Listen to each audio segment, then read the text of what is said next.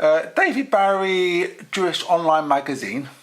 Our special guest today is Lewis Malka, the crown jewel. Why? Because he has completed the London Marathon and raised thousands of pounds for Meir Panim. Good evening, Lewis. Good evening, David. Thank you for joining Jewish Online Magazine. No, pleasure to be here. Thanks. How did you complete the London Marathon? Was it easy for you, Lewis? Compared to some of the others that I've done, because this was my 10th marathon now, so compared to some of the others, it was easy. I remember a couple of years ago I was struggling very much so, coming round mile 22, 23, just before heading off into Westminster and Big Ben. But this year I found some inspiration. I think the crowd were fantastic, the weather helped.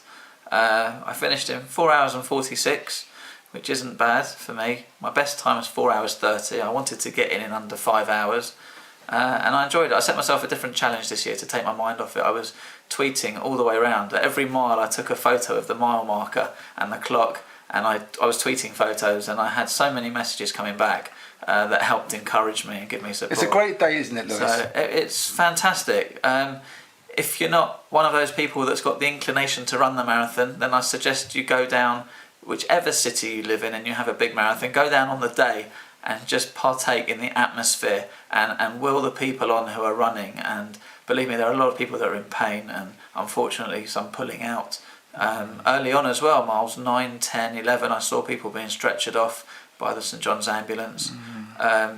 Go down, enjoy the atmosphere, take it all in. I'll definitely be going back next year, either running it or with the children to go and let them appreciate it. Do you know how many Jewish London Marathon runners participated, Lewis?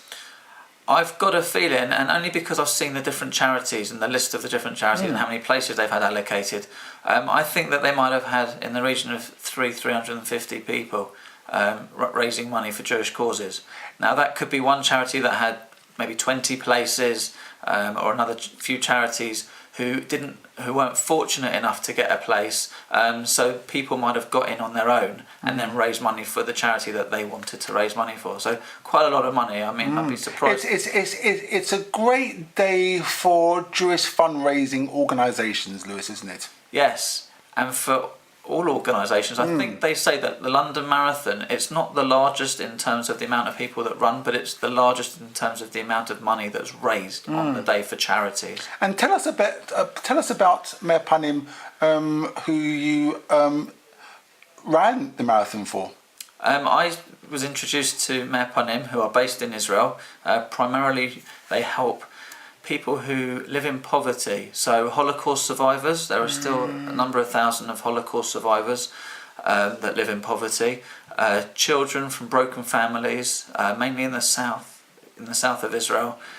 And I went to Israel a few years ago, and some of the heartache that I witnessed there. I went to a school.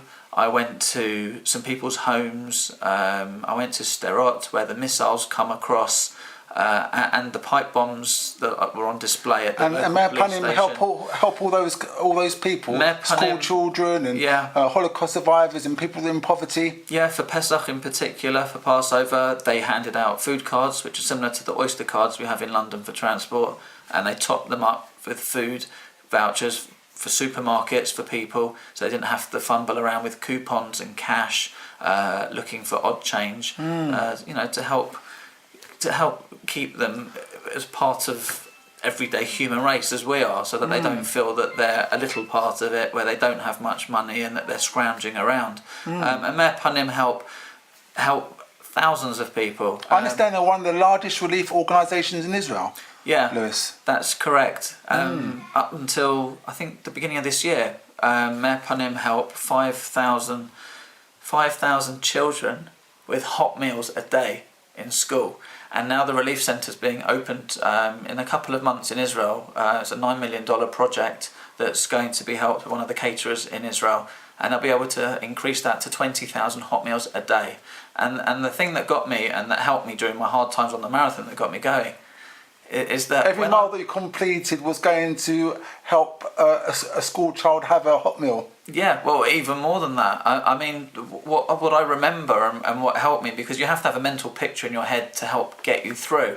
And what helped me was that when I was in Israel and I went to the schools, some of the children, when they picked up their meals, they had half of it and then they'd leave it. And I went to ask one or two of the kids, why are you leaving your food? Are you not hungry? And they said, no, I've got my brother or my sister or my mother or father at home.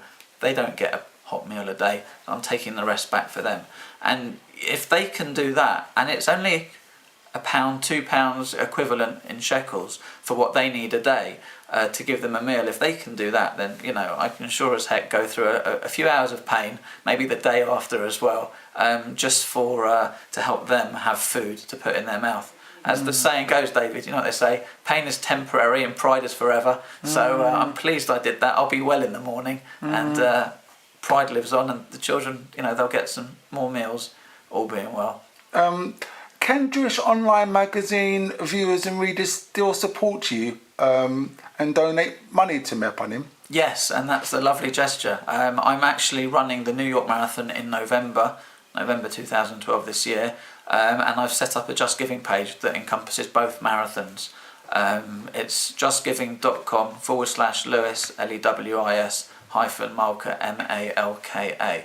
So I'd be very grateful if anyone can make a donation, as little as you can or as much as you want. And how difficult is it to run a marathon for budding runners that fancy perhaps running the marathon next year? What advice would you give them, Lewis?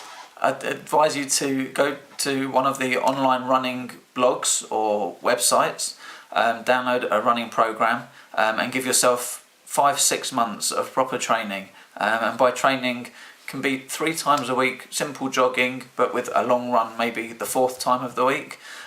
Making sure that you balance your diet as well, because running is all very well, dieting is all very well, but you need to mix them both together. And if you've got the financial resources and you can go and employ a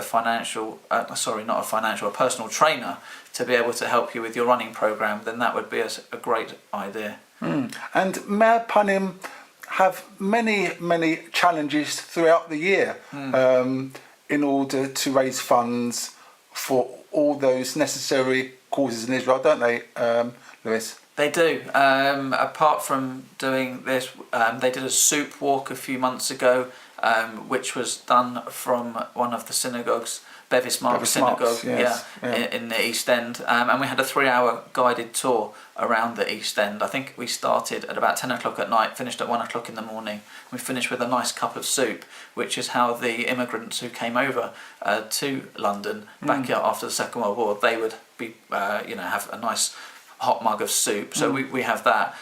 We have annual dinner. 18 months since the last one. We've got another gala dinner coming up. When is it? I think it's October this year. And Meir Panim have a UK representative, don't they? Yes, Gabriel Blauer. He works his socks off and does phenomenally well. We're also very lucky that we have a chairman in Sir Eric Reich. He's one of the original Kinder Transport. Outside Liverpool Street Tube Station, there's a monument for the Kinder Transport, and he's the 4-year-old little boy with the violin who's there. So and I understand the patron's the Chief Rabbi as well. Yeah, Lord Chief Rabbi Jonathan Sachs, he's very kindly become a patron of Meir Panim, and we're very happy for that as well. It just goes to show the appeal that Meir Panim has to people, and the reach that we have. I mean, we're founded in 7 countries now. Next month in May, I'm going to Paris. They're having a big gala dinner, so I've been invited across, and we're going to see how they do things. I think that they're going to have one of their international chefs there actually cooking on hand for you. Just a little twist to the way that a dinner is being done.